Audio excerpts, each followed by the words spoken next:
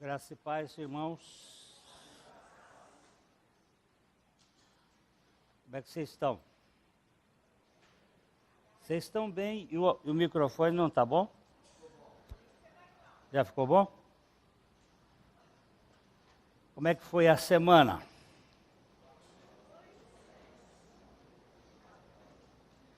Você tem tido alguns problemas na vida? Eles têm sido instrumentos de Deus para você ter comunhão? Você tem aprendido a se alegrar no meio da tempestade? É isso que o Senhor às vezes permite nas nossas vidas. Nós vamos continuar no nosso caminhar aqui sobre discernimento. Você e eu, não sei se você, mas eu tenho dificuldade de discernir certas coisas. Outro dia eu fui jantar aí num restaurante e tinha carne de Red Angus. Mais cara do que o Black Angus.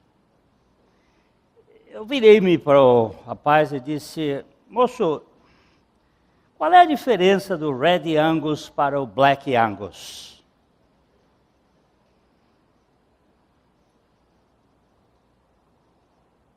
O moço disse: eu não sei. E eu disse: por que a carne do Red Angus é mais cara do que o Black Angus? É mercado. Eu digo: você sabe como é que se chama isso aí? Trapaceiros. A carne é igual. Red Angus e Black Angus muda a pele, não muda a carne. Isso é safadeza de comércio. Agora, eu estava conversando com o doutor ali, que ele me ajudou a ver, o doutor Júlio, que é professor da universidade, é veterinário, e esse negócio de comércio que fica fazendo coisa, mas isso aí é coisa de que você paga ou não paga, come ou não come, mas eternidade é eternidade.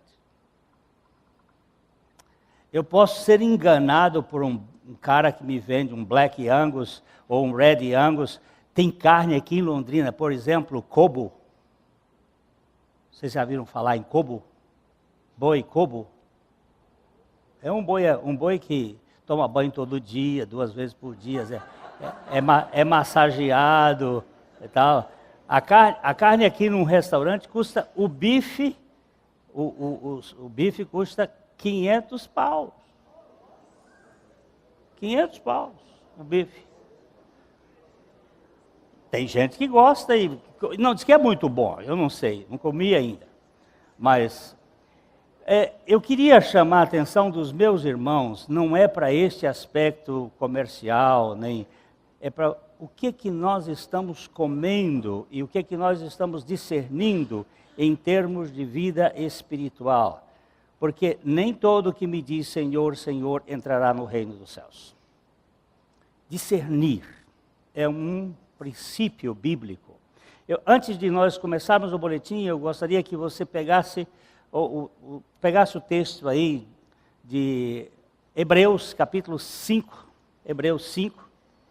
Nós vamos começar com o versículo 11 e vamos até o versículo 14, que é o 14 que nós... Mas é só para a gente entrar no contexto. Hebreus, capítulo 5, 11. O escritor aos Hebreus, que a gente não sabe exatamente quem foi, alguns supõem que tenha sido Paulo, outros que tenham sido Apolo, outros que tenham sido um outro escritor, até Priscila está na lista, e com uma certa razão de Priscila, porque depois de escrever 13 capítulos, ela termina dizendo assim: tendo escrito resumidamente, né? Isso é muito próprio da mulher, que fala muito, escreve muito. E tendo escrito resumidamente, a gente não sabe exatamente quem foi o autor do livro aos Hebreus, mas sabe que foi uma pessoa judaica, que teve conversão.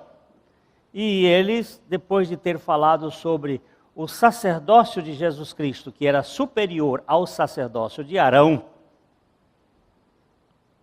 ele começa dizendo aqui no versículo 11, a esse respeito, a respeito do sacerdócio de Cristo, que é superior ao sacerdócio de Arão, a esse respeito, temos muitas coisas que dizer, e são coisas difíceis de explicar. Ele está reconhecendo que são difíceis de explicar. Porquanto vos tendes tornado tardios em ouvir, ou lentos em ouvir. Ou até alguns dizem assim, preguiçosos no ouvir. Tá?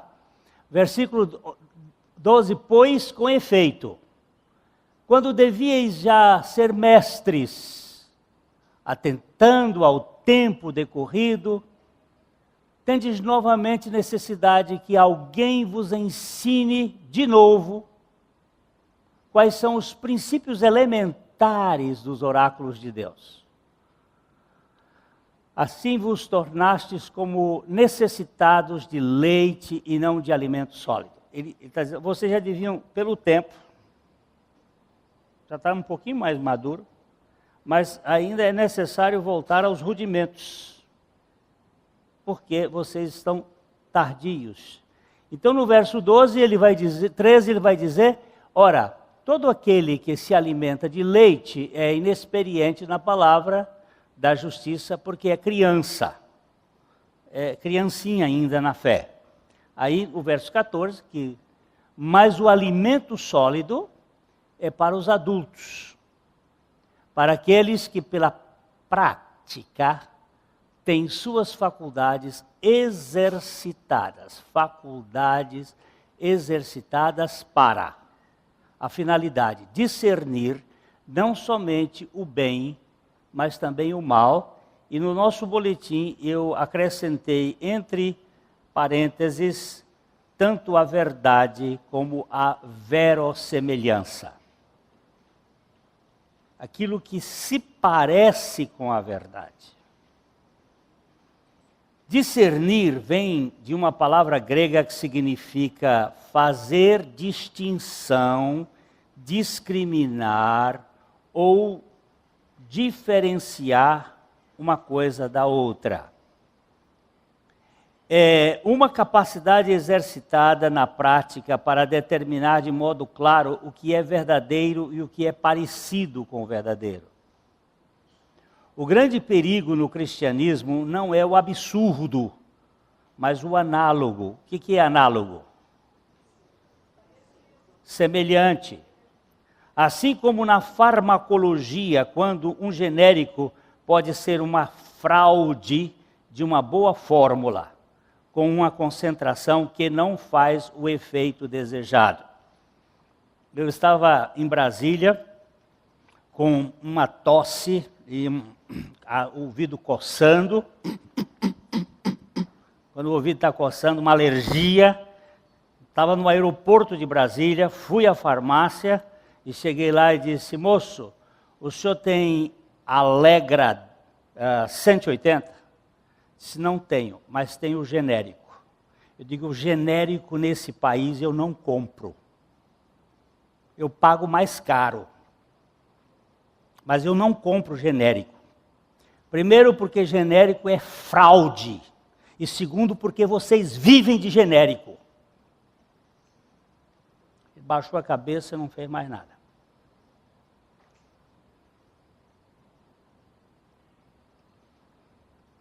Eu não acredito direito nem no remédio que é feito pelo laboratório que merece crédito.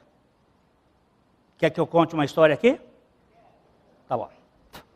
Meu amigo farmacêutico, eu não vou dar o nome dele porque ele já está com ação na Anvisa.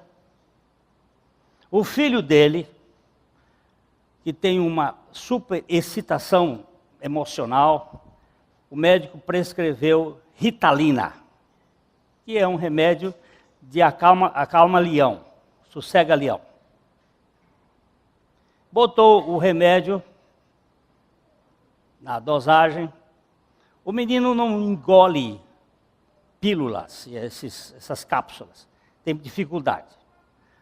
Ele, muito inteligente, vivo, descobriu que uma forma dele engolir era botar o remédio numa colher e encostava no café com leite, a gelatina do remédio amolecia, ele botava na boca, ela dissolvia, ele engolia.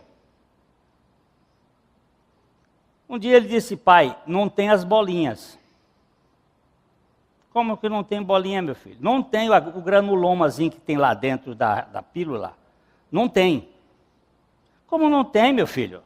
Não tem, pai. Mas ele passou mais 2 dias, ele botou na boca e disse: pai, não tem a bolinha. Não tem o salzinho lá dentro. Não tem. Tá bom. E o pai, na 3ª vez, o pai disse: não é possível.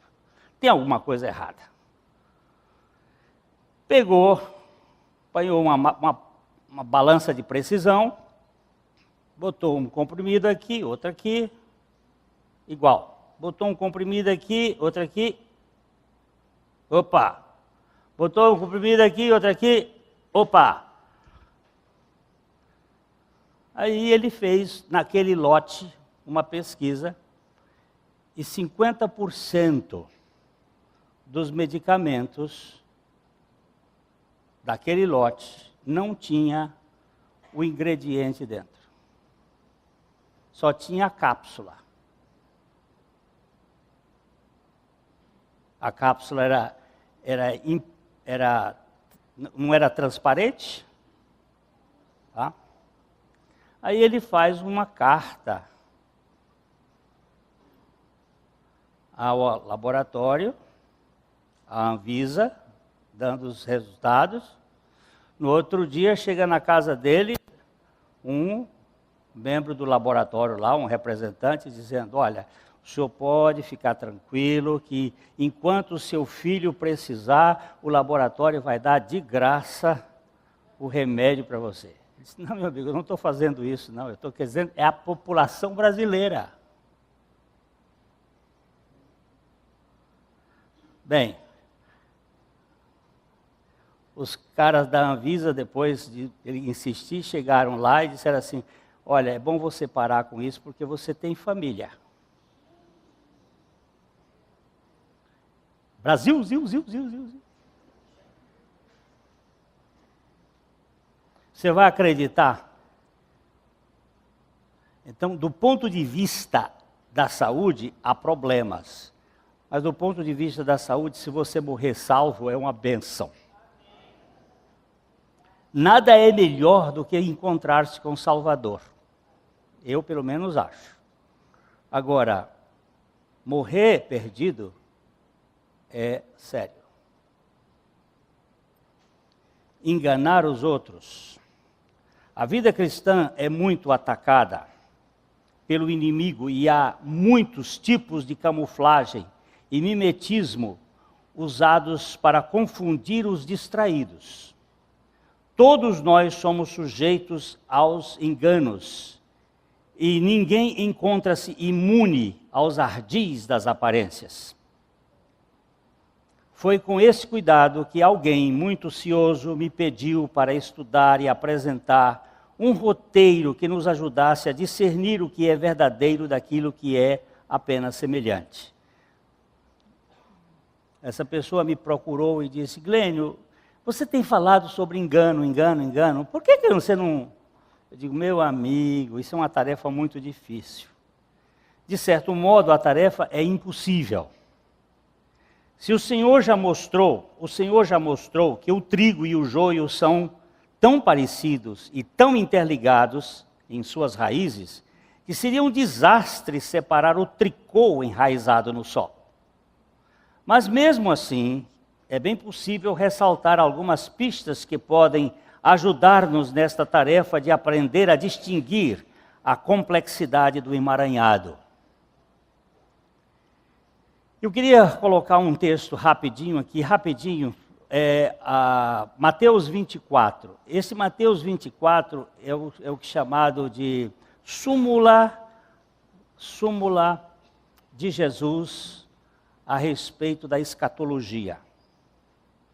É o que Jesus sintetizou a respeito do que vai acontecer. Eu queria que pusesse aqui Mateus 24, a gente vai dar uma lidinha rápida. Tendo Jesus saído do templo, Jesus era um judeu, ele esteve como judeu, no meio dos judeus, e ele era um rabino, e ele teve muita influência também dentro do templo.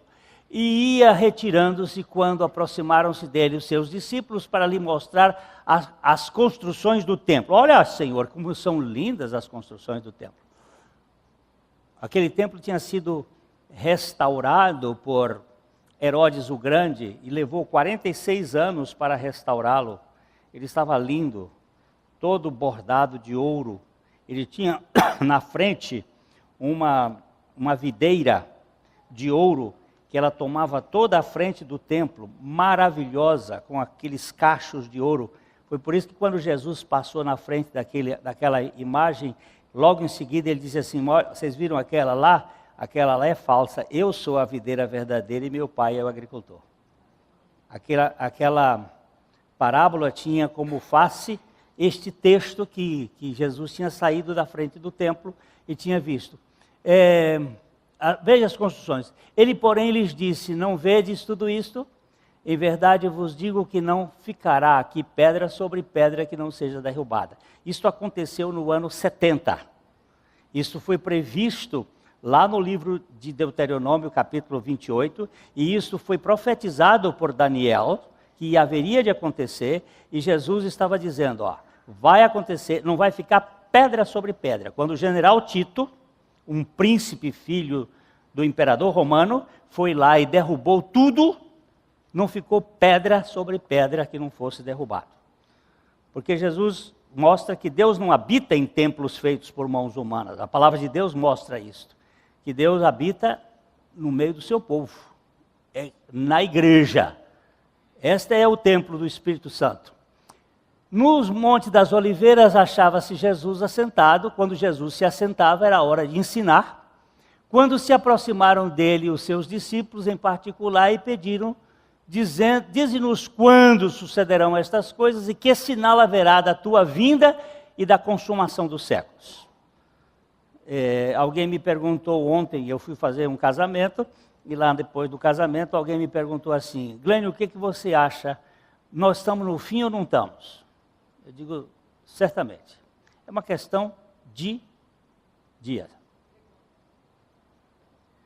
Mas isso a igreja primitiva já tinha essa consciência. Não existe nenhuma profecia para ser cumprida para que Jesus venha buscar a igreja no arrebatamento. Nenhuma. Desde o princípio do cristianismo, os apóstolos e os discípulos esperavam Jesus a qualquer momento. Tem profecias para o advento dos 7 anos da grande tribulação. Mas para a busca da igreja não tem nenhuma profecia. Ele pode vir hoje, às 3:30 da tarde. Ele pode vir qualquer hora. E isso nós temos até falado assim, quando eu estou em casa, eu sei que vem um visitante, a pessoa diz assim, amanhã eu vou na sua casa. Olha, a gente vai preparar algumas coisas, arruma a casa, limpa o que está sujo, faz. Se alguém diz assim, eu vou dormir na sua casa. Eu estava falando para um grupo aí, a minha esposa, ela é tão ciosa com essas coisas, ela vai no quarto de hóspede, ela vê se as toalhas estão postas, se o sabonete é novo. Para não ter sabonete velho que o outro já usou, ela faz todo esse cuidado, porque a gente vai receber um amigo, um parente, uma pessoa, se prepara. Escatologia é uma mensagem que nos deixa sempre preparados. Ele pode vir a qualquer hora, e se ele vier, eu quero estar pronto. Eu não quero ter ressentimento no meu coração, não quero ter mágoa no meu coração, não quero ficar... Senhor, por isso, todos os dias é dia de misericórdia, e todos os dias da misericórdia é dia de limpeza, de faxina, onde as misericórdias de Deus nos trabalham em nós, para que a gente não fique aí magoados, ressentidos, sei lá o quê. Então, ele lhes respondeu, vê de quê? Vê de quê? Depois dele dizer isso, ele disse, o problema daqui para frente é o engano, meu caro. É o engano. Como é que alguém engana a outra pessoa? Como é que se engana? Hein? Com semelhança, com coisas boas. Como é que se engana a criança?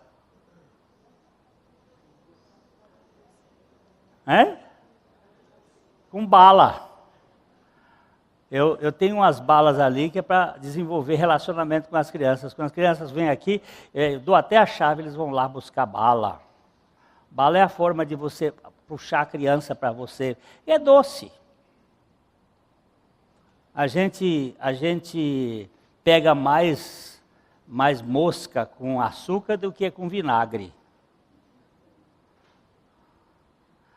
São coisas boas, são coisas parecidas, são coisas...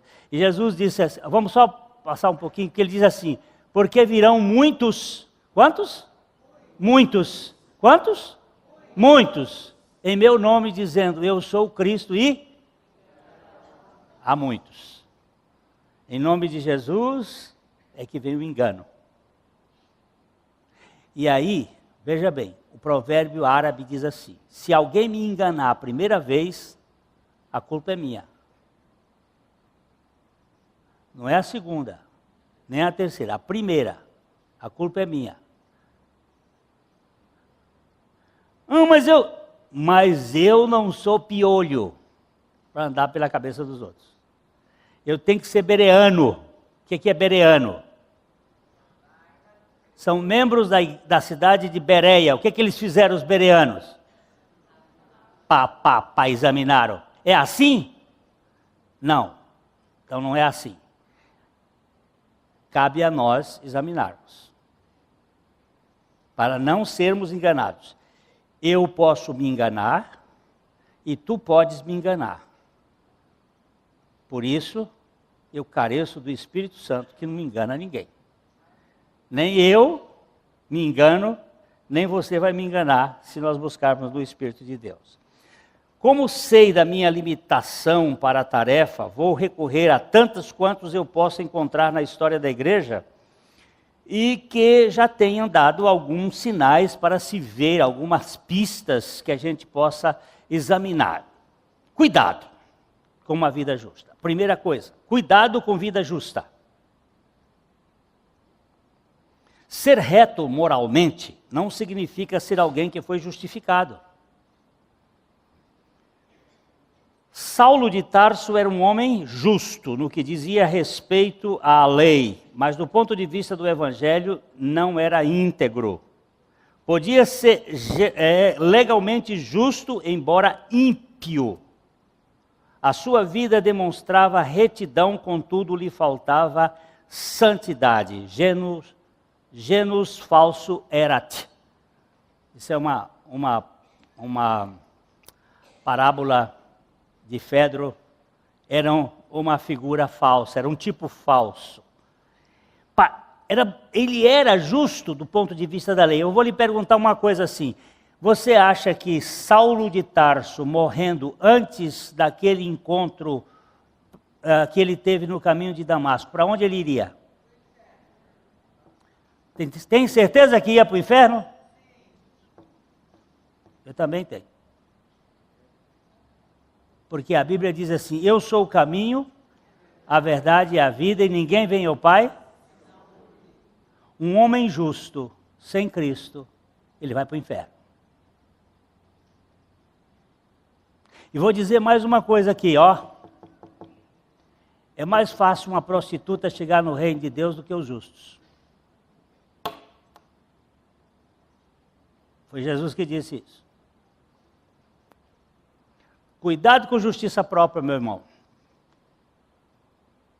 É a pior coisa que pode acontecer na vida de uma pessoa. Estar na igreja baseado na justiça própria é um prejuízo, porque você está pensando que você está sendo salvo por causa da sua justiça. Não confunda um caráter santo com um tipo justo. O santo vive prostrado de bruço diante de Deus, enquanto que o justo se exibe de pé perante a plateia. Alguém já disse, reputação é que os homens pensam que você é.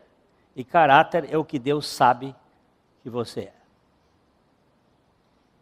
Repete essa frase aí, todo mundo.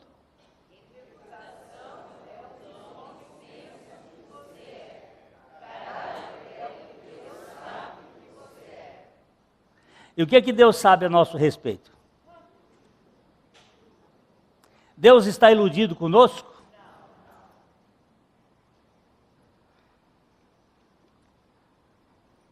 Eu tenho um nome a defender. Cuidado. Cuidado. Pode ser sua perdição eterna. Ser uma pessoa justa eticamente não significa que tenha sido justificada. O fato de alguém ter uma conduta impoluta, você sabe o que é impoluta? O que é? Sem poluição, sem sujeira, não lhe garante a salvação. Não é a nossa justiça que nos concede um lugar na sala do trono de Deus. Para que sejamos justificados pela graça, temos que nos reconhecer culpados da arrogância em nos acharmos dignos.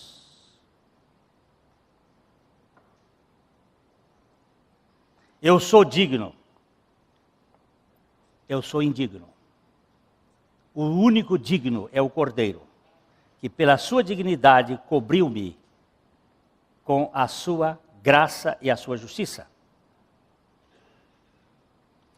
O casalzinho no jardim do Éden estavam com tangas. A cobertura deles era o que eles fizeram.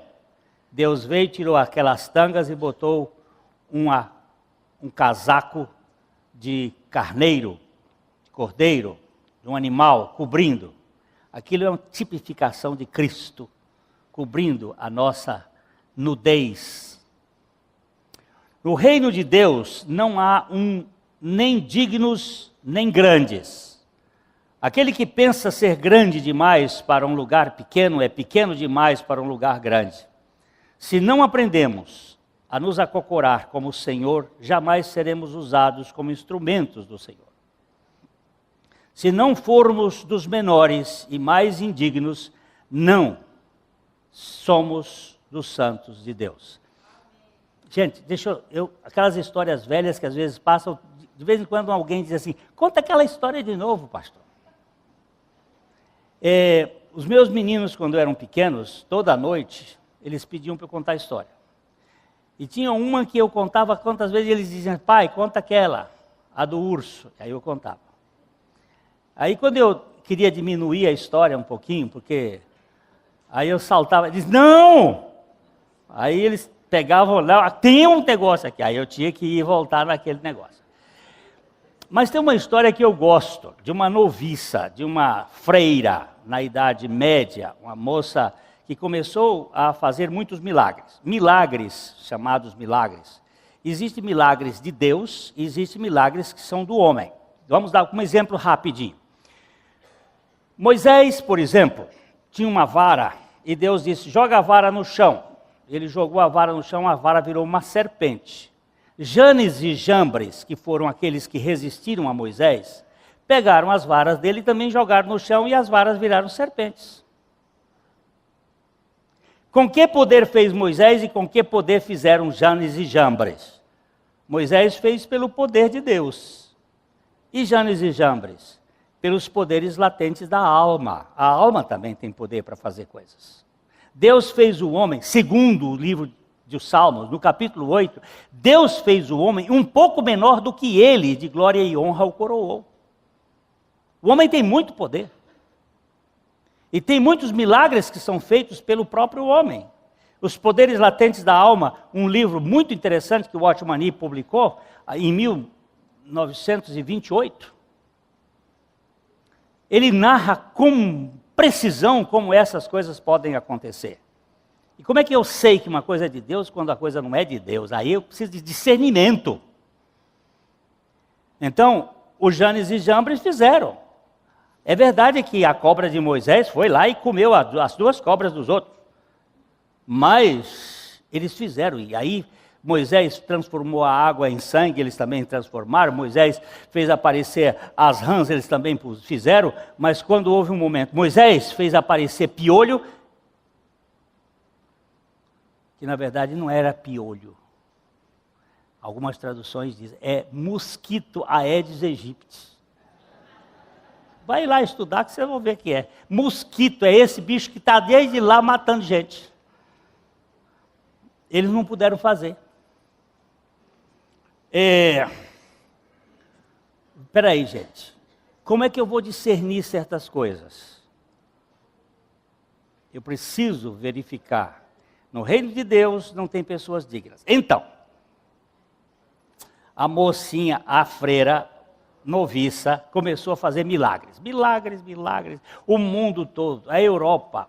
As pessoas iam lá, eram curadas, era isso, era aquilo. A mocinha estava um espetáculo. O Papa soube da história, pegou o teólogo Philippe de Merton e disse para ele assim, senhor vai até lá, eu acho que era Milão, até lá e vai examinar essa menina, ver de onde procede esse negócio e depois você nos dá um relatório. O Filipe montou num cavalo, olha, isso é sei lá quanto, 400, 500, sei lá. E ele montou num cavalo e tacou para lá. Viajou vários dias. Chegou, frio, calor, frio de viagem, chuva. Chegou lá na cidade, foi ao convento. E disse, mas é aqui que tem uma irmã que está fazendo muitos milagres. Isso, seu teólogo. Essa moça é uma bênção. Ela, olha, é uma bênção. Quando você via uma pessoa dizer assim, fulano é uma bênção, você fica já desconfiado, porque a bênção é Jesus. Ele é o maravilhoso. Nós somos instrumentos dele, para a glória dele. Aí ela chegou lá, sentou, e chamaram a moça. A madre foi lá, chamou a moça, ela veio toda bonitinha, pertigada, vestidinha. Ele disse, ô minha filha, estou aqui com uma missão, você queria saber como é que é, você que é a moça que Deus está usando com todo o poder, sou eu mesmo. E aí começou a falar, e falou bonito, e pererê. Aí ele disse, pois é querida, eu queria conversar mais com você, mas antes, você vai lá na cozinha, pega um pano molhado e limpa minhas botas. Deixou as botas em cima da mesa, com os pés sujos de esterco, de coisa da viagem. Você limpa minha bota. A mocinha olhou para ele e disse, o senhor acha que uma pessoa que Deus está usando com tanto poder vai se prestar a um serviço deste? Ele disse, não filhinha, obrigado, você já me deu a resposta. e escreveu para o Papa dizendo assim: sua santidade, tudo é falso. Ela não tem a principal qualidade do Senhor Jesus Cristo: humildade. Pá! Tudo é falso. Quem não sabe se acocorar, vai como?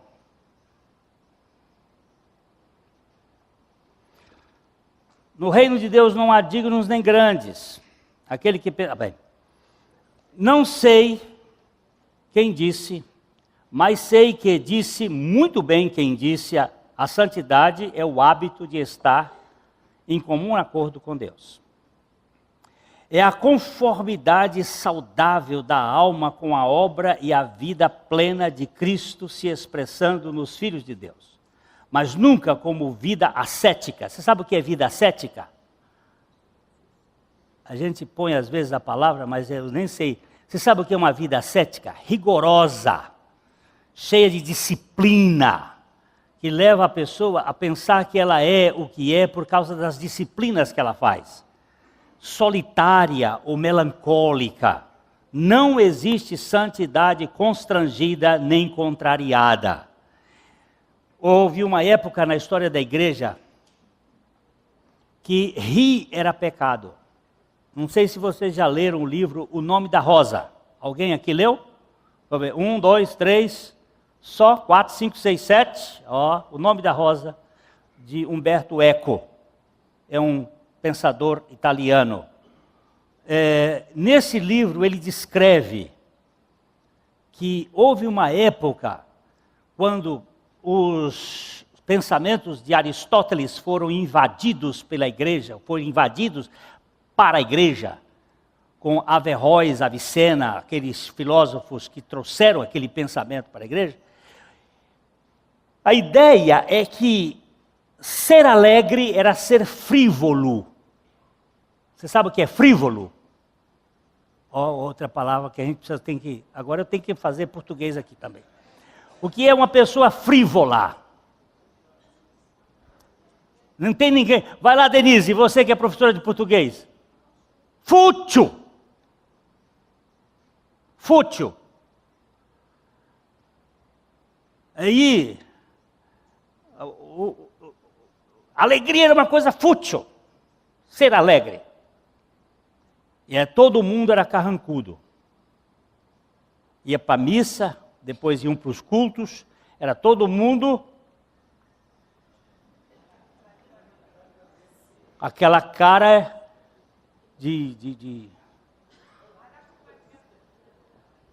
O que é, Denise? Fala. Maracujá de gaveta. Aquela cara assim, sem expressar. Ora, meu Deus, não existe santidade arrancada a muque, gente.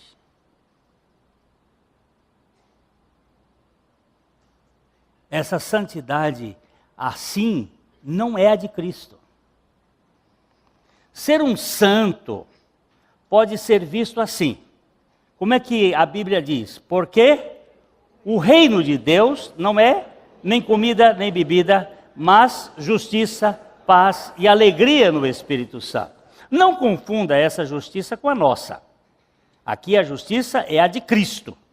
E a nossa são trapos de imundícia. E nem essa paz é nossa, mas de Deus. Além do que, a santidade sem alegria do Espírito Santo é falsa. É falsa. Se não houver festa na alma, é porque não houve festa no céu quando você se converteu. Então você não se converteu, porque a Bíblia diz que toda vez que há um pecador que se converte, no céu tem o quê? Festa. Minhas histórias bobas, mas... um dia, um líder importante aqui da igreja católica em Londrina, muito meu amigo, ele chegou para mim e disse: eu tenho uma piada para te contar, Glenn. Pode contar, sua santidade. Ele disse: Um pai chegou para o padre e disse: Padre, eu estou em desespero.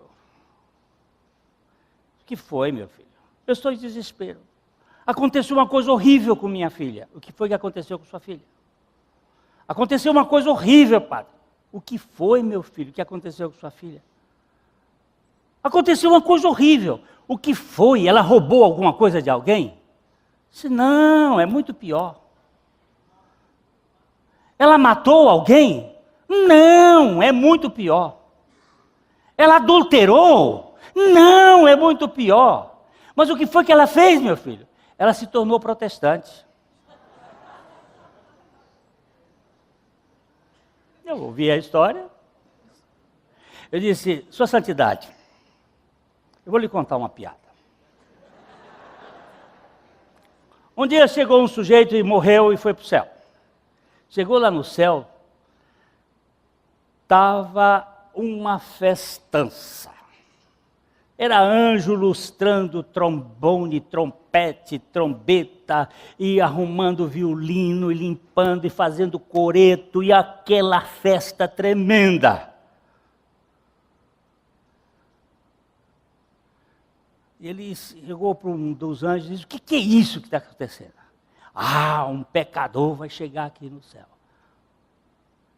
Ah, um pecador vai chegar aqui no céu. Vai chegar aqui no céu. Quando chega um pecador aqui no céu, é festa. Mas todo dia não tem festa aqui no céu? Diz, tem, mas esse pecador aqui é raro. E ele disse, e quem é? É o bispo fulano de tal.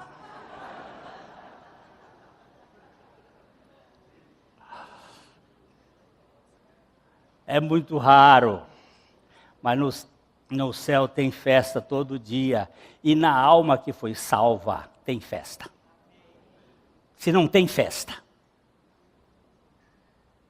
alguma coisa está errada. Porque Jesus disse assim para os seus discípulos, eu tenho dito essas coisas para que o meu gozo esteja em vocês e o gozo de vocês seja completo. Ainda que passemos pelas tribulações, a minha Bíblia diz assim, tristes, mas sempre alegres. Como é que eu posso viver triste, mas alegre? É o grande paradoxo da fé cristã. Toda vez que uma ovelha perdida é achada, há festa no céu, na casa de Abba. Imagine como fica o coração da aflita, que encontrou abrigo eterno. Cristianismo sem celebração é uma aberração. Foi por isso que Northcote Deck sustentou, um cristão sem alegria é um difamador do seu Senhor. Quem foi justificado com Cristo não é um justo que exibe, mas um eleito que se alegra com a justiça do Cordeiro. Na igreja do Senhor não há mal-humorados que fingem ser justos pela austeridade, mas libertos que dançam cheios de gozo, por terem sido alcançados pela graça incondicional. Salvos, santificados por medo, é um horror. Não somos frívolos, mas somos alegres. Na casa do amor, os filhos do Altíssimo não são frívolos. Todavia, também não há uma nova criatura que seja carrancuda. Nenhum justificado se acha digno de ter sido justificado, e nenhum santo se nutre da tristeza diante de tal indignidade.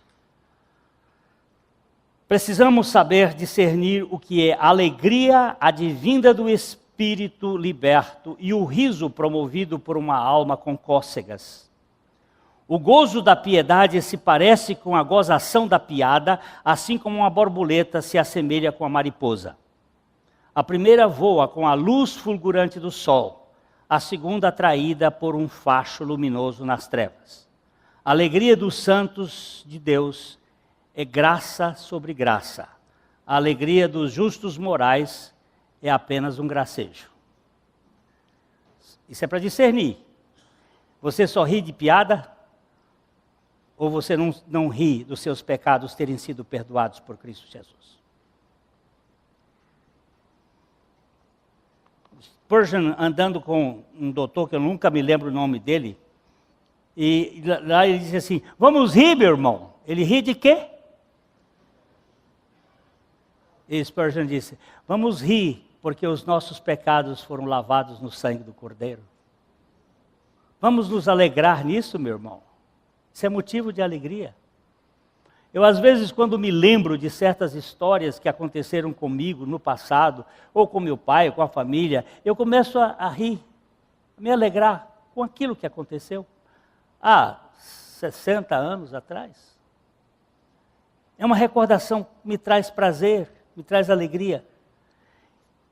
Quando eu olho para a minha salvação, eu começo a rir. Outro dia eu estava no meu canto de intercessão, de oração, rindo. Aí entrou a Luísa, a moça que estava lá, e disse assim, o senhor está rindo de quê? Eu estou rindo porque eu sou amado, Luísa. Isso é motivo de alegria. Paulo diz, com ênfase, que? Alegrai-vos sempre no Senhor. Outra vez, alegrai-vos. Filipenses 4:4. O imperativo é para quem foi imperiosamente liberto de todo e qualquer tipo de cabresto. Paulo era mais feliz na prisão do que Adão no paraíso, pois Adão foi preso aos seus desejos de ser como Deus, enquanto Paulo, embora aprisionado numa cadeia, vivia livre de qualquer presunção de ser o que não era, já que ele era o amado de Deus. Isso tem nutrido você ter essa consciência, eu sou amado de meu Pai. Eu sou amado. Eu sou amado. Paulo diz, aquilo que pauta a identidade de um filho de Deus não é tanto sua conduta ilibada. Você sabe, o que é ilibada?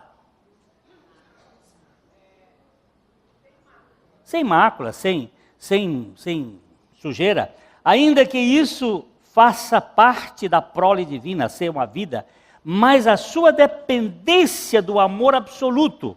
Jó era justo, mas o seu conhecimento do Senhor é de segunda mão. Davi foi um pária moral, embora a sua confiança estivesse posta somente no Altíssimo. Não troco a adúltera que Jesus recuperou por Sócrates, o inatacável, que bebeu cicuta. O amor muda tudo, meu irmão. Entre Jó e Davi, Jó era maravilhosamente justo. Davi cometeu os pecados mais grosseiros. Jó conhecia Deus de segunda mão. Davi era o homem segundo o coração de Deus. Davi tinha arrependimento. 7 salmos de Davi mostram a penitência de Davi. Jó, só no finalzinho da vida dele, depois de um convencimento profundo do Espírito Santo, ele chegou a dizer, olha, eu só te conhecia de ouvir dizer, mas agora eu me arrependo no pó e na cinza. Você sabe discernir se você tem justiça própria ou é a justiça de Deus? Ser um justificado é depender da expiação de Cristo. Ser um justo é andar sustentado pelos seus próprios méritos. Viver a vida da santidade é ser revestido dos pés à cabeça com a suficiência de Cristo. Mas não confunda santidade com seriedade. Matthew Henry estava certo. Alegria santa é o óleo que lubrifica as rodas da nossa obediência. Quem obedece a constrangimento não obedece, simplesmente é puxado pelo cabresto.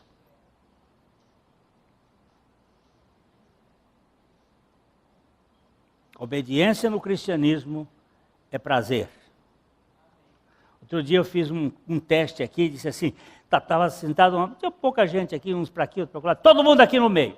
Aí uns vieram assim. Só porque eu estava fazendo, a experiência era para mim. Eu digo, olha como é que esse povo é. Tudo assim amarrado. Está quebrando minha vontade. Esse banco aqui eu comprei, é meu, eu só sento aqui. Eu só sento aqui. Aqui é o meu lugar, não sai daqui. Nós temos uma amiga aqui em Londrina, que é cinófila. Ela, tudo que é cinema, ela gosta de ir ver. E lá no Ouro Verde, quando tinha lá, tinha um local que ela só sentava naquele local. E aí veio um desses filmes russos, tchecos, sei lá quanto, esses filmes que não tem plateia, mas é filosófico e tal. O cara lá do Ouro Verde telefonou para ela, dona Fernanda, a senhora vem aqui, vem. Tá. E a Fernanda foi lá. Quando chegou lá, não tinha ninguém, só tinha um cara sentado no lugar dela.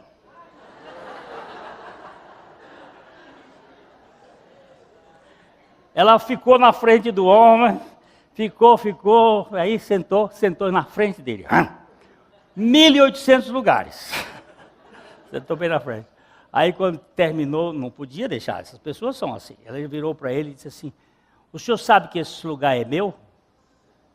Aí ele disse, a senhora sabia que ele é meu também? Ele também só sentava ali. Dois maníacos. E assim na igreja nós também temos aqueles que só sentam no mesmo lugar, só fazem a mesma coisa. Eu conheço as pessoas assim, faço assim, ó, o Mário Rocha está aqui, a Olga está ali. É sempre o mesmo lugar, eu costuro aqui, eu vejo. Então eu queria mexer com um pouco aqui e ver, aí tinha uns que puxa, vai, mas não vai. Ele não vai assim, alegre, vamos embora, vamos, não. É um negócio que é uma lei entrópica e uma lei de inércia que está dentro da gente, a gente não se liberta, não se torna mais... Obediência, meu irmão, na vida cristã não é por constrangimento. Meu irmão chegou e disse, pastor, nós temos que obedecer. Eu digo, vai para o inferno com sua obediência, cara. Eu não tenho que obedecer, eu obedeço por o prazer de estar na presença de meu Deus. Eu tenho que obedecer? Que conversa é essa aqui? Que obrigação é essa? Eu não tenho obrigação nenhuma de obedecer. Eu obedeço porque há uma alegria no coração. Quero, porém, ressaltar, cuidado com obediência com câmeras espionando. O fato mais importante na vida da sujeição é a liberdade. A obediência cristã não é algo tipo de escravidão, não é algum tipo de escravidão, o legalismo dominador, mas uma submissão voluntária à lei divina da liberdade. Aprecio os reformadores quando dizem, antes de serem atos humanos, a fé, o arrependimento e a obediência são dons divinos. Obediência forçada é estupro espiritual. Não tem jeito, irmãos. Aqui agora na igreja está cheio de câmeras, viu? Isso é uma coisa boa que foi colocada para ajudar, porque às vezes entram uns pilantras aí, roubam as bolsas, equipamentos. Então a gente hoje está tudo filmado. E eu entrei outro dia num consultório médico e tinha assim, ria, sorria, você está sendo filmado. Eu digo, mas safados, olha como é que eles estão querendo fazer da gente. Só porque você está sendo filmado? Não, eu quero sorrir no escuro, meu irmão. Não é porque tem câmera me vigiando que eu tenho que sorrir. Eu disse, moça, quem foi que inventou isso? Aí ele botava assim, Jesus te ama. Eu digo, quem foi que botou esse negócio aqui? Sorria porque você está sendo filmado, Jesus te ama. Quem foi que inventou esse negócio? Ela disse, foi aqui os donos da clínica. Eu digo, diz para eles, é assim, sorria mesmo que ninguém te veja. Você está na presença de Deus. Não é porque você está sendo filmado. Vamos fazer uma pequena recapitulação. Vamos lá. Você é um justo ou um justificado? Não me venha com sofismas. Você se apoia apenas no sacrifício de Cristo ou ainda tenta exibir um pouco de sua própria justiça? Seja honesto. Lembre-se que a reputação é o que usamos para impressionar os outros, enquanto o caráter é o que somos em Cristo. Vocês me dão licença eu contar mais uma outra história? Das velhas. Stupokovski. Vocês já ouviram eu falar esse nome? É um jovem polonês que estava num lugar após a Segunda Guerra Mundial que não deveria estar. Stupokovski foi levado juntamente com outros 6 moços para um tribunal, para um um grupo preso porque eles estavam num determinado lugar que eles não deveriam estar lá. E foram acusados de um crime que eles não cometeram.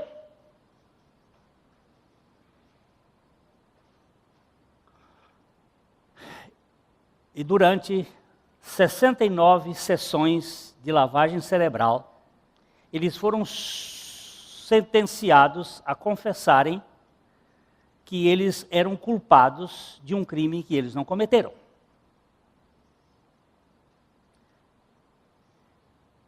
Cinco deles capitularam. E diante do tribunal confessaram o crime que eles não cometeram. Mas Stipulkovski não capitulou, por uma única razão. Durante as 69 sessões de lavagem cerebral, todas as vezes que aqueles caras, aqueles carrascos diziam que ele tinha cometido determinado crime, ou que ele era determinada coisa, ele dizia assim: é verdade, mas Jesus já me justificou. Eles diziam, por exemplo, assim: você é um pedófilo. E ele não era. Ele dizia assim: é verdade, eu tenho natureza para isto, mas Jesus já me justificou. Você é um ladrão, você roubou. Ele disse: eu tenho natureza para isso, e é verdade, mas Jesus já me justificou. Ele disse: você é um carrasco. Ele diz assim: eu tenho natureza para isso, é verdade, mas Jesus já me justificou. Foram 69 lavagens cerebrais naquela mente. Não conseguiram que ele se rendesse por uma única razão. Ele não era um justo, ele era um justificado. Ele estava baseado na justiça de Cristo e não na sua. Isso faz a diferença, meu irmão. Quando alguém chegar para você e disser assim: você é uma piranha. Sou mesmo, tenho natureza para isso, mas Jesus já me justificou. Pronto. Qual é a força que vai ter agora?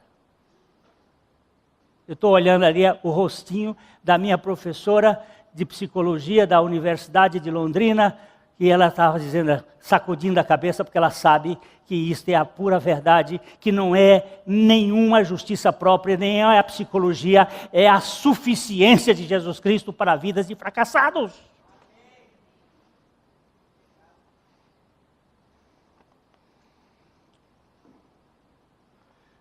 Como eu gosto de Mefibosete, irmãos.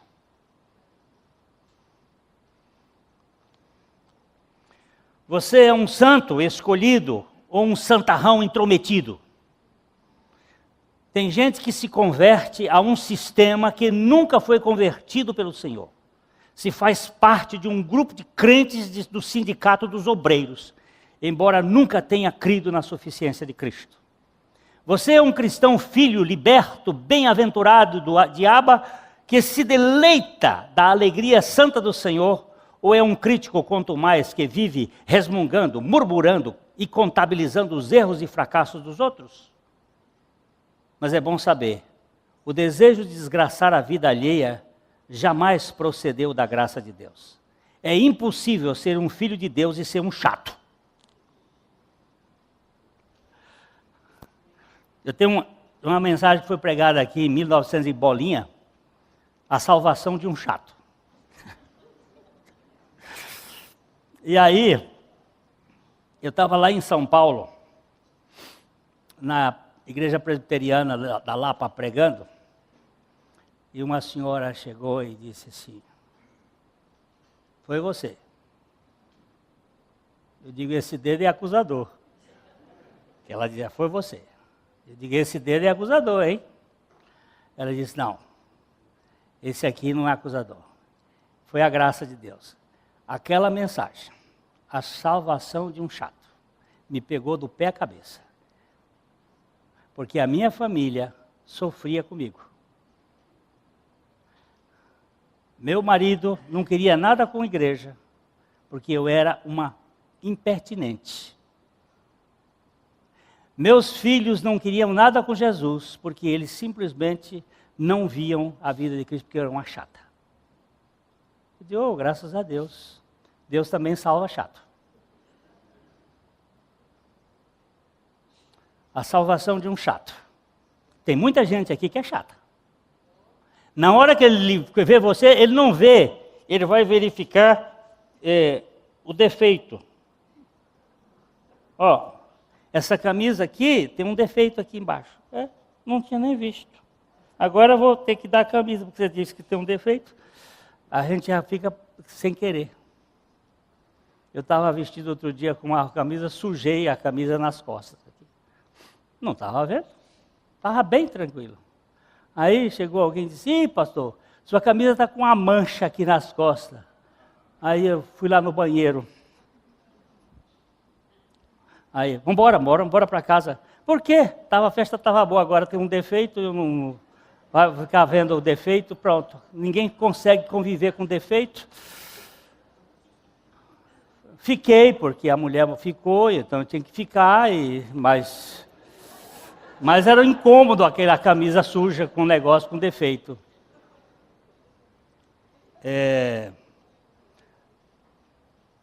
E ainda, você é obediente de coração ou vassalo por obrigação? A evidência do conhecimento de Deus é a obediência voluntária de um coração amoroso. Ninguém é obediente se o que faz não for movido à liberdade e por amor, sem um pitbull ao pé.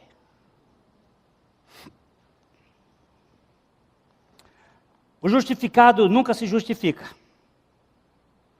O que está sendo santificado não alardeia a santidade que lhe é conferida. Não há santo sisudo, nem obediente ameaçado. A pessoa mais livre que conheço é aquela que é controlada apenas pela vontade de Deus. Sendo assim, podemos citar J. Blanchard: liberdade não é o mesmo que licenciosidade. Ser livre não é ser livre e indolente. O cristão não é livre para agradar a si mesmo, mas para agradar a Deus. Isso nos põe na categoria livres, comprometidos com o Evangelho da Graça, para nunca mais sermos encabrestados por normas, regras e leis. A legislação do Evangelho é a vida de Cristo agindo em nosso viver.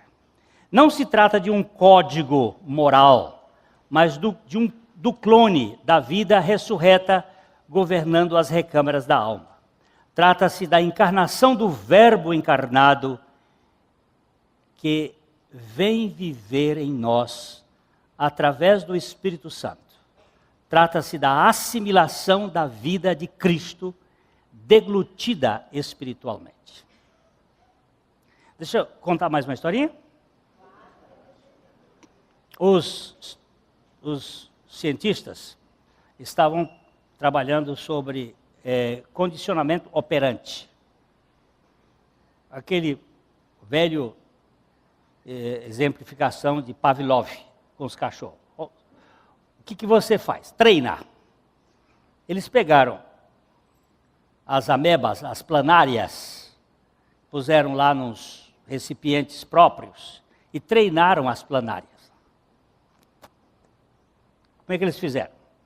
Eles acendiam uma luz e davam um choque na água. E a planária se enroscava. Acendia a luz, dava o choque e a planária se enroscava.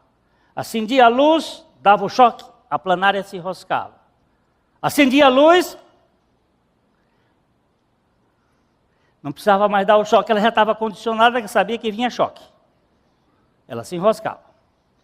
Quando elas já estavam treinadinhas, eles pegaram aquelas planárias, isso é unicelular, puseram num ambiente onde outras estavam famélitas, estavam com fome, e puseram, e a planária com fome fagocitou a outra.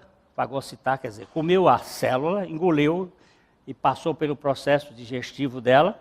Aí eles acenderam a luz e ela se enroscou. Acendeu a luz, mas elas não tinham sido treinadas, mas elas comeram a treinada.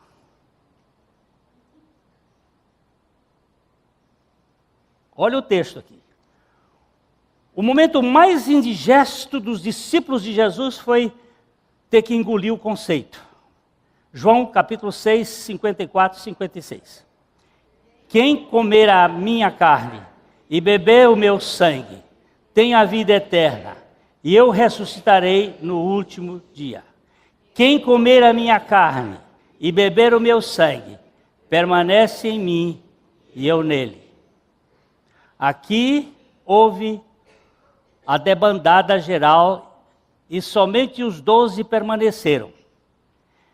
Seria preferível uma sopa de letras do que o sumo da vida?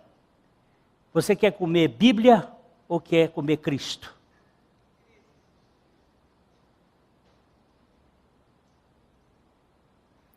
Agora, se a planária que não foi treinada agia como aquela que foi treinada, o que aconteceu?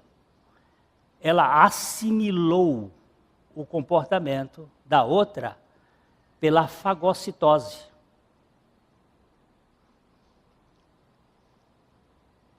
Isso eu li em 1994 na Scientific American, uma revista contando essa experiência. Mas eu conheço essa experiência lá da cruz, quando Cristo nos levou os nossos pecados e quando Ele transferiu por sua graça a sua justiça para nós. A gente que prefere a letra seca, a palavra viva. Mas o apóstolo Paulo diz que a letra mata, mas o Espírito vivifica. 2 Coríntios 3, 6b.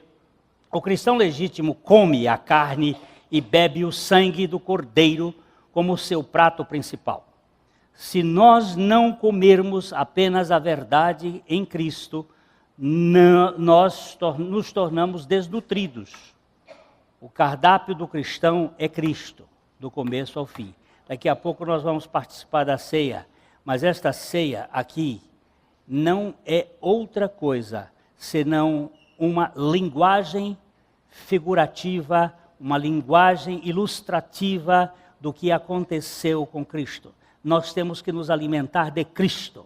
Nós temos que comer o pão nosso de cada dia. E o pão nosso de cada dia não é o maná da velha dispensação. É o pão nosso que é Cristo que nos dá significado todos os dias. Quando você ouvir uma pregação que não apresenta a Cristo como tudo e o suficiente de Deus para a sua vida, para a vida cristã, você pode saber que é falsa. A piedade é filha da verdade e precisa ser alimentada, não com outro leite que não seja o da sua mãe, disse William Gurnall. Só a verdade em Jesus é capaz de matar a nossa fome de verdade. Saber discernir na vida espiritual é mais importante do que saber descobrir se a nota é falsa ou verdadeira. A perda monetária é temporária. Todavia, o discernimento das realidades espirituais tem implicações eternas. Marcos 8, 26. Que aproveita o homem ganhar o mundo inteiro e perder a sua alma. Um irmão aqui comprou uns dólares do Banco do Brasil e foi para o exterior. E 4 notas eram falsas. Ele não foi preso por obra e graça de Deus. 4 notas falsas. Passadas lá, notas falsas. Isso acontece, tem muita nota falsa. Saber discernir uma nota falsa de uma verdadeira é muito importante. Mas você tem mais do que saber discernir nota falsa. É saber discernir se a mensagem é pregada, é a mensagem que leva ao quebrantamento, à dependência total de Deus, ou se é simplesmente encher a cabeça de conceitos e conhecimentos, mas não ter a suficiência de acocorar-se. Se você estiver em Cristo e Cristo em você, então o mundo terá uma ínfima importância e poder em sua vida. Onde? quando ou como você morrerá, não merecem ser objetos de preocupação se você estiver crucificado com Cristo e Ele for a única razão de sua vida. Tudo na existência cristã se resume nessas palavras do discernimento de Paulo. E eu estou colocando aqui esta versão de A Mensagem, e eu fiz alguns ajustes que me parecem serem oportunos. Paulo dizendo em Gálatas 2, 19 e 20, na versão A Mensagem, explico o que aconteceu comigo. Tentei guardar regras e me esforçar o máximo para agradar a Deus, mas isso não funcionou de fato. Então desisti de ser o homem da lei para me tornar um homem de Deus. A vida de Cristo me mostrou como fazer isso e me deu capacidade de viver assim. Fui identificado totalmente com Ele. De fato, eu fui crucificado com Cristo. O ego não ocupa mais a primazia e pouco me importa parecer justo ou ter um bom conceito entre vocês. E além disso, não estou mais tentando impressionar Deus. Agora Cristo vive em mim. A vida que vivo não é minha, mas é vivida através da fé do Filho de Deus, no Filho de Deus, que me amou e se entregou por mim. Não posso voltar mais atrás. É muito precioso esse texto aqui. O Eugene Peterson, pela graça do Senhor, pôde nos dizer o que é essa vida cristã. Queridos, eu não discerno a coisa do ponto de vista comportamental, mas do ponto de vista do espírito. Deus tem me feito escrever uma série de pequenos artiguetos para o blog O Vale Estreito. Esse blog eu tenho aí na igreja. E nesse tem uma série de artigos sobre o espírito da cruz. Ter a teologia correta é bom, mas não é tudo. É preciso ter o espírito da cruz. E o espírito da cruz é este que nos faz reconhecer pelo Espírito Santo que nós somos indignos e que toda a dignidade pertence a Cristo. É que Ele nos liberte de nossas lutas. O Vanderlei, que está nos Estados Unidos, me escreveu domingo passado à noite, me deixou bastante emocionado com o que ele disse. E não vou repetir as palavras, porque tem algumas delas que são um tanto elogiosas e elas pertencem ao Cordeiro, mas ele disse: eu peço a Deus, meu irmão, que lhe mantenha com o foco sempre na suficiência de Cristo. Nós estamos vivendo aqui nesse país e onde tudo que se ouve, Jesus é apenas uma citação. Ele não é o pão nosso, ele não é o alimento. E nesse momento em que nós vamos participar aqui da ceia, nós não vamos simplesmente ter um ritual, um costume, mas que o Espírito de Deus nos faça ver que aquele pão partido e aquele vinho, representando ali o sangue derramado, é uma redenção que nos livra de nós mesmos, para que nós vivamos não para dar satisfações a quem quer que seja, mas para a glória de Deus. Eu sou um homem de carne e osso e tenho uma natureza terrena sujeita ao pecado e sofro tentações todos os dias. Tentações na minha carne, tentações na minha alma e tentações no meu espírito. Eu não tenho poder para vencê-los, para vencê-las, mas eu tenho o vencedor que já venceu.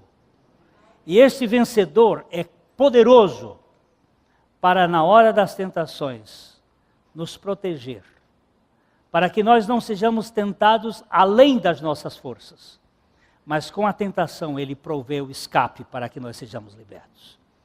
E eu dou muitas graças ao Senhor, porque durante esses últimos meses em que eu passei por umas tentações fortes na minha carne, eu pude verificar a mão do Senhor operando nessas lutas. Eu não quero dizer isso dizendo, você é um super-homem, não, eu sou o ínfimo da competência. Mas Deus, e o irmão me perguntou assim, Pastor Glênio, como você está? E eu disse, o mais fraco, sustentado pelo Todo-Poderoso. Um diagnóstico pode lhe levar a uma grande luta, mas um poder da cruz pode levar a uma grande vitória na suficiência de Jesus. A mensagem que você acabou de assistir faz parte do Ministério de Comunicação Palavra da Cruz. Temos um grande acervo de estudos bíblicos em áudio e vídeo. Distribuímos também gratuitamente o jornal mensal Palavra da Cruz. Entre em contato conosco pelo fone 0 operadora 43 3372 8900 ou pelo e-mail livraria@piblondrina.com.br. Visite-nos pelo site www.livrariapiblondrina.com.br ou acesse www.piblondrina.com.br. Graça e paz.